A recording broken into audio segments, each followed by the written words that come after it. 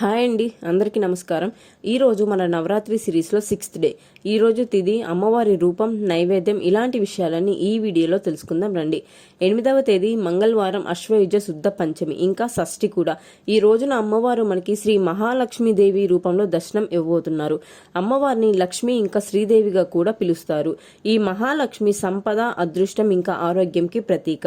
ఏ ఇంట్లో అయితే లక్ష్మీదేవి స్థిర నివాసం ఉంటుందో ఆ ఇంట్లో సిరి సంపదలు, అష్టైశ్వర్యాలకి కొరత అనేది ఉండదు. పురాణాల ప్రకారం లక్ష్మీదేవి రూపాలు 8, అందుకే అష్టలక్ష్మి అని పిలుస్తాము.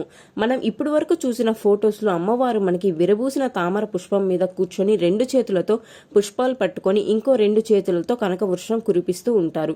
ఇంకా అందమైన ముఖంతో 2 పక్కల 2 ఏనుగులు నీళ్లని విరజిమ్ముతున్నట్టు కనిపిస్తాయి. ముఖ్యంగా దీపావళి రోజున, అలానే శ్రావణ మాసంలోని 2వ శుక్రవారమైన వరలక్ష్మి వ్రతం రోజున, ఇంకా దేవీ నవరాత్రులలో లక్ష్మీదేవిని ప్రత్యేకంగా పూజిస్తారు. ఈమె త్రిమూర్తులలో ఒకరైన విష్ణువు భార్య. అలానే పార్వతి, సరస్వతి దేవిలతో పాటు త్రిదేవతలలో ఈమె కూడా ఒకరు. అమ్మవారికి పెట్టవలసిన చీర గులాబీ రంగు. నైవేద్యంగా పూర్ణాలు లేదా రవ్వ కేసరి, ఏది అందుబాటులో ఉంటే అది పెట్టొచ్చు. ఈ 6వ రోజున అమ్మవారికి ప్రత్యేకంగా ఎర్ర గులాబీలు ఇంకా కలువ పూలతో పూజిస్తారు. అలానే అమ్మవారికి శ్రీ మహాలక్ష్మి అష్టకంని చదువుతాము.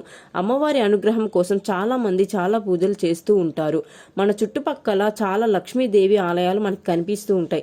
ఆ వెంకటేశ్వర స్వామి ఎక్కడ కనిపిస్తే అక్కడ మనకి లక్ష్మీదేవి కూడా కనిపిస్తూ ఉంటారు. కానీ కొల్లాపూర్లోని శ్రీ మహాలక్ష్మీదేవి ఆలయంకి, అలానే మన తిరుమలలోని శ్రీ పద్మావతి దేవి ఆలయంకి ప్రత్యేక విశిష్టత ఉంది. ఆ శ్రీ మహావిష్ణువు భూమి మీద వివిధ అవతారాలు ఎత్తగా, లక్ష్మీదేవి కూడా రాముడు పక్కన సీతల, కృష్ణుడు పక్కన రుక్మిణిలా స్వామివారితో పాటు వివిధ అవతారాలు తీసుకొని స్వామివారిని పెళ్లి చేసుకుంటారు.